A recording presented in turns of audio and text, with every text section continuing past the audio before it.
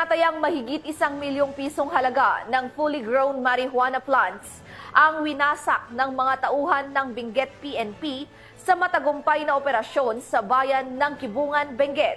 Narito ang report mula kay Patrolwoman Melba Langbis. Sa patuloy na malawakang kampanya kontra illegal na droga, tinatayang 1,136,000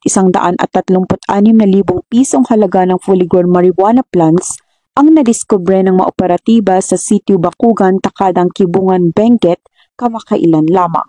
Ayon kay Police Colonel Lambert A. Suerte, Provincial Director ng Benguet Police Provincial Office, ang operasyon ay nasakatuparan sa pagtutulungan ng mga operatiba sa pangunguna ng 1st Provincial Mobile Force Company, Kibungan Municipal Police Station, Regional Intelligence Division, Philippine Drug Enforcement Agency Cordillera at iba pang unit ng kapulisan.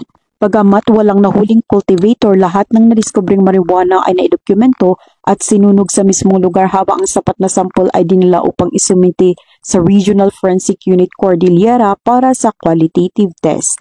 Ang pagpuksang ito ng kapulisan ay patuloy na pagsuporta sa kasalukuyang administrasyon na naglayong maging illegal drug-free ang ating bansa tungo sa mas progresibong bagong Pilipinas. Mula dito sa rehiyon ng Cordillera, ako ang inyong PNN correspondent, Patrolwoman Melba Langbis, alagad ng batas, tagataguyod ng Balitang Pulis.